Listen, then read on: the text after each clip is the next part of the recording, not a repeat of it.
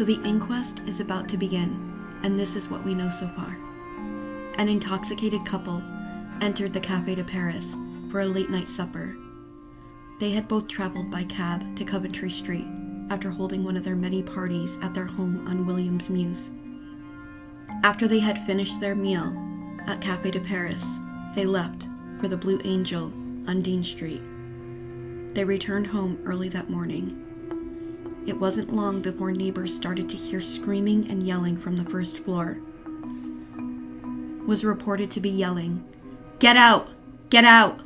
I will shoot you! I will shoot you!" Almost immediately afterwards, the street reportedly heard a pistol shot echoing in the night. A neighbor reportedly heard Elvira cry out, "Chicken! Chicken! Come back to me! Come back to me! I will do whatever you want me to!"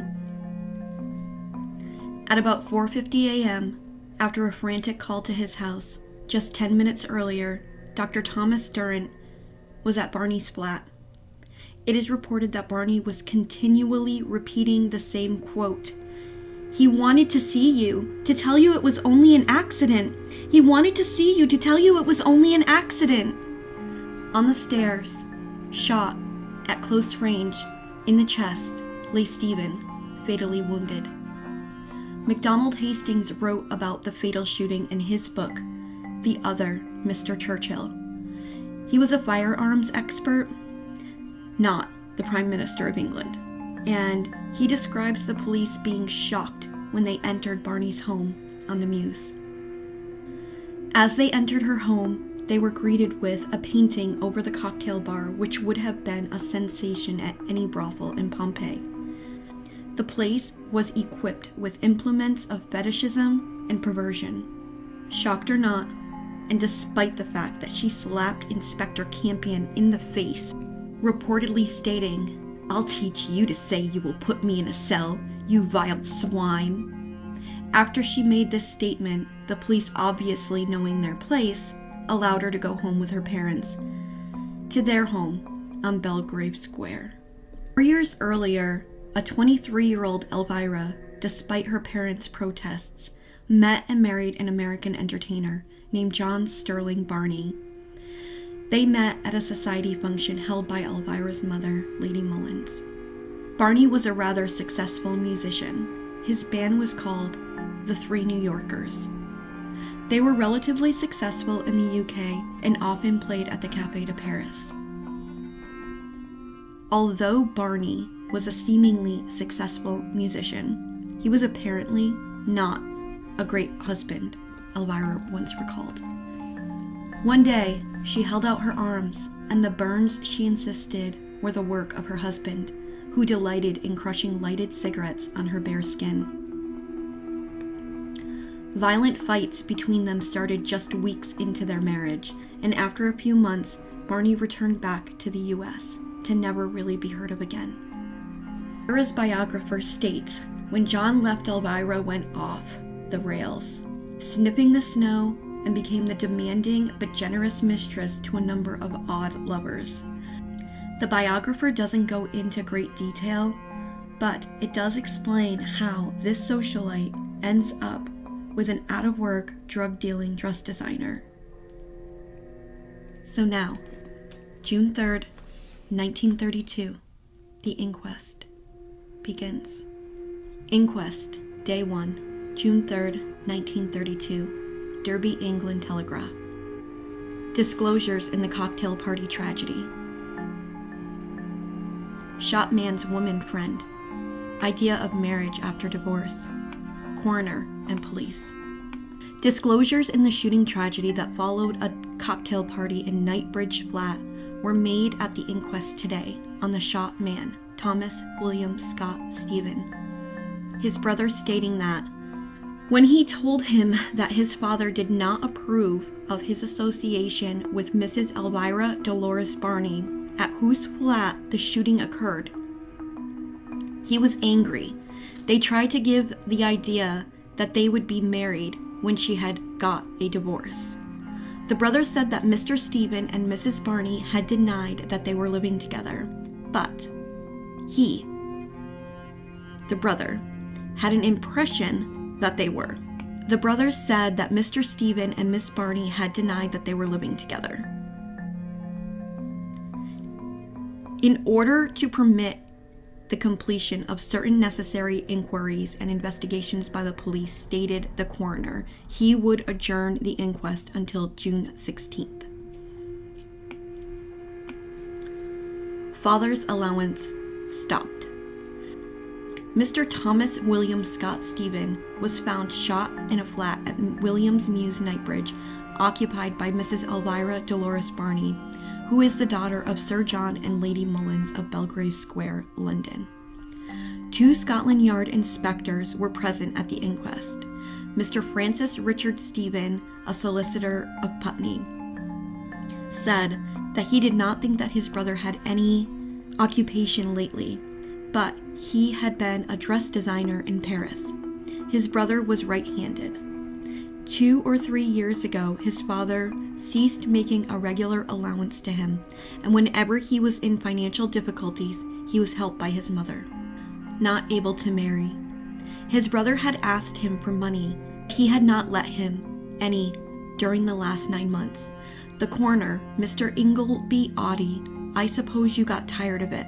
Mr. Stephen, he had not had a great deal, but I got tired of it. 6 months ago, he told his brother and Mrs. Barney that his father did not approve of their association. My brother was very angry, said Mr. Stephen. They had tried to give us an idea they would get married when she had got a divorce, but we pointed out that was not the best way of setting about. The coroner, were they living together? Mr. Stephen, she denied it at the interview, but I had a different impression. I have no grounds for that, except when I wanted to speak with him, I telephoned to his address at Williams Mews. Mr. Stephen added that his brother, who was very delicate, was in no position to marry without a job. The coroner, do you know whether he possessed a revolver? I have never heard of it, replied Mr. Stephen. The inquest was then adjourned until June 16th. The coroner signed a cremation order, and it was understood that the cremation would be at Golden Green this afternoon. Newspaper 2, Evening Standard, London, England, Part 1. Brother's story of the shot man in flat. Told that father disliked friendship. Money troubles. Always helped out by mother. The solicitor brother of Michael Scott Stephen, victim of the Knightbridge shooting tragedy, told at the inquest today of his father's disapproval of the dead man's friendship with Mrs. Elvira Dolores Barney. Mr. Stephen was shot in Mrs. Barney's flat on Williams Mews, Knightbridge, following a party there. Mrs. Barney is still suffering from shock and is under the care of a doctor. Inspector Campion and Inspector Winter of Scotland Yard, who have been making inquiries into the affair, were present at today's inquest, which was held by the Westminster coroner, Mr. Ingleby Audie. Mr. Francis Richard Stephen, who identified the body as that of his brother Thomas William Scott Stephen, age 26, said that he was a solicitor living at Glendarvin Street, Putney. A dress designer? Mr. Audie, where did he live? I can't say. I believe he had rooms somewhere. The coroner's officer, interposing, said that he believed the dead man had rooms in Brompton Road. Mr. Stephen, that may be so. I know he had rooms round there somewhere. Mr. Audie, had your brother had any occupation? I don't think so lately. Had he had one? He was a dress designer in Paris. Mr. Stephen said that he last saw his brother about 6 months ago. Mr. Audie, was he right-handed or left-handed? Right-handed. Was your father making him an allowance? I think my father had ceased to make him a regular allowance about 3 years ago. Whenever he was in financial difficulties, he was helped out by my mother. Did he apply to you for money too? Yes. Did you lend him any? Not during the last 9 months. I suppose you got tired of lending money. Yes, he hadn't a great deal from me, but I got tired of it. Do you know anything of the relationship which existed between him and Mrs. Barney? When I last saw him, it was about that. Continued on page 2. Knightsbridge Flat Tragedy, continued from page 1. Asked him and Mrs. Barney to come to my office. I told them that my father did not approve of their association. My brother was very angry, so I just asked him to leave my office. Your father wanted them to separate? Yes. They tried to give us the idea that they would get married when she got divorced, and we pointed out that this was not the best way of setting about it. Did they become abusive? They did not become abusive. He more or less said, "Oh, don't be so tiresome," or something like that. She rather tried to restrain him. We just left it at that. You ordered him to leave your office? I asked him to leave. A denial. Were they living together then? He denied it at that interview. I had a different impression, but no ground for it, except that when I wanted to speak to him, I telephoned him there at her address at Williams Mews.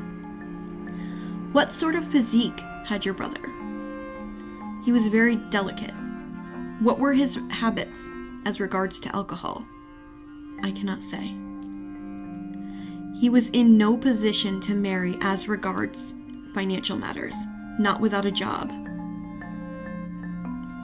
How tall was he? I should say about 5'9" in shoes. Do you know whether he possessed a revolver at any time? I never heard of him possessing a revolver. Have you had any letter from him recently? No. Your communication ceased 6 months ago? Yes. This completed Mr. Stevens' evidence, and Mr. Oddie said to permit the completion of certain necessary inquiries and investigations by the police. I adjourned this inquest until Thursday, June 16th. After the inquest, Mr. Oddie signed a cremation order. It is understood that the body will be taken later today to Golden Green for cremation. Problem for Yard. From a special correspondent. Was Mr. Stephen right-handed or left-handed? This question, which was asked by the Westminster coroners today, is the key to the perplexities of Scotland Yard in their effort to decide how Michael Scott Stephen met his death. The tragedy has provided Scotland Yard with one of its greatest problems, and one on which the recognized experts are not quite agreed. The fact that the coroner today sat without a jury and the long postponement of the inquiry indicate that the authorities are not confident of any solution. The most important fact which has to be decided is the position of the weapon. The most important fact which has to be decided is the position of the weapon when the fatal shot was fired. Every possibility of what might have happened is being explored, and the police in the reconstructions of the tragedy have enlisted the assistance of Sir Bernard Spilsbury, the pathologist, and Major H. Pollard, a revolver expert. Final opinions. A final examination of the body before its cremation was made today by Sir Bernard Spilsbury and Dr. Roach Lynch. Their final opinions will be in the possession of the police authorities this evening. Mr. Norman Kendall, an assistant commissioner of the Metropolitan Police, who was formerly a barrister, and Superintendent Hambrook, have carefully reviewed the statements which have been taken by the police in the connection with this case, all which had any bearing on the recent career of the dead man have been subject to further inquiries. After today's inquest had been adjourned, the coroner had a conference with the police and examined photographs taken in the room before the removal of the body. The long statement which Mrs. Barney made to the police on the day after the tragedy has helped to clear up a number of points which have arisen in the investigation. June 4th, 1932. Evening Standard, Late Night Final Edition. Mrs. Barney collapses, carried from the court. I did not shoot him. I am not guilty. Alleged statement by Mrs. Barney. Knight's daughter on murder charge. Driven to prison in car with shrouded windows. Mrs. Elvira Dolores Barney, age 26, appeared in the dock at Westminster Police Court today to answer a charge of the willful murder of Thomas William Stephen at her flat in Knightsbridge She was remanded for 7 days. Mrs. Barney collapsed in the dock and had to be carried away from court. She was taken to Halloway prison in car with blinds drawn. The only witness was Detective Inspector Winter, who arrested Mrs. Barney at the home of her parents, Sir John and Lady Mullins in Belgrave Square. He said that, when charged, Mrs. Barney replied, "I did not shoot him. I am not guilty." Crowd rush court doors from special correspondent. Not for many years has London witnessed such scenes as occurred today when Mrs. Barney was charged. The charge was the sequel to the death of Mr. Stephen, who was found shot in Mrs. Barney's flat in Williams Mews, Knightsbridge, early on Tuesday. The previous evening there had been a cocktail party at the flat. Sir John Mullins, father of Mrs. Barney, was, until his retirement, one of the leading figures on the London Stock Exchange and a broker to the Treasury. Great crowds gathered outside the police court to try to get in for today's hearing. Women drove up in private motor cars to join the queue. Whenever the doors were opened to let officials in, there was a rush. When the doors were thrown open to the public, there was a tremendous dash. People became jammed in the doorway. Women and girls screamed as they were crushed by the seething crowd. Mrs. Barney was brought to court in a closed police car from Gerald Road Police Station, where she had spent the night in a cell. Police officers and a matron were with her. She went to court by a back door to avoid the crowd. Her parents, Sir John and Lady Mullins, were waiting in the adjourning room. When they went to court, they had to force their way through a crowd. They were given a seat near Superintendent Hambrook, who was in charge of the case. Continued from page 1. Mrs. Barney fall in the dock. 15 minutes unconscious. Lady Mullins at her side. There was a hush when Mrs. Barney's case was called. She was not called by name, but as case number 11. Mr. Boyd was the magistrate. Mrs. Barney was represented by Mr. Samuel Coleman. She came forward, a pale-haired woman dressed in a long black coat and a black cloak, hat trimmed with white. A green handbag was under her arm. On one side, she was supported by a wardress, on the other, by her mother, Lady Mullins. She was helped up the step to the seat, where she sat down in a state of semi-collapse on the wooden bench between the bars, which enclosed her on either side. Mr. Coleman at once rose and, addressing the magistrate, said, "I understand that only formal evidence is being given today, and a remand will then be asked for." Mr. Boyd, that is so. The only witness was Detective Inspector William Winters of the D Division. Inspector Winters said, "At 6:40 p.m. on June 3rd, with Detective Sergeant Campion, I went to Belgrave Square, where I eventually saw the prisoner. We later conveyed her to the Gerald Road station. On arrival there, I said to her, 'You know that I am Detective Inspector Winter, and the other officer is Detective Sergeant Campion. Do you feel capable of understanding anything I may say to you?' She nodded her head in assent. I then said, 'I am going to charge you with the murder of Thomas William Scott Stephen on May 31st, 1932 at Williams Mews.' She made no reply, and I cautioned her.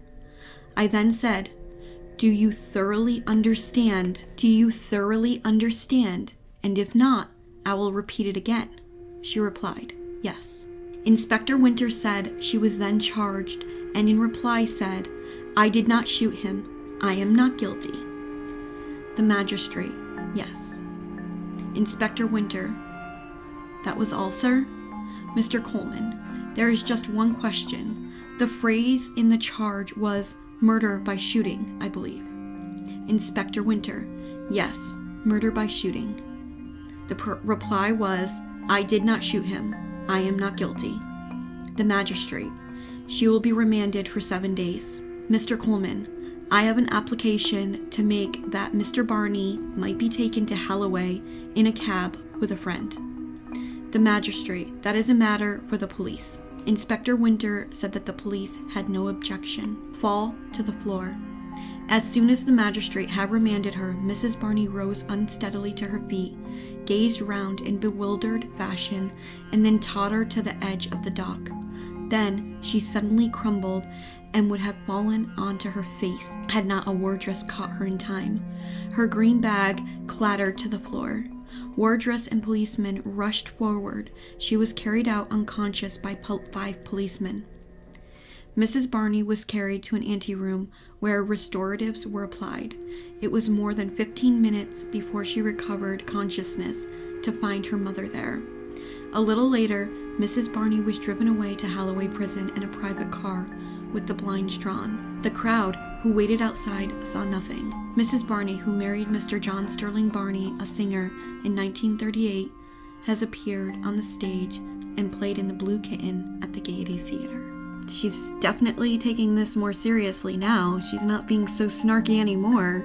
I guess we'll find out in part 3, and that will be the end of Elvira Barney. I'll see you all again for part 3 really soon.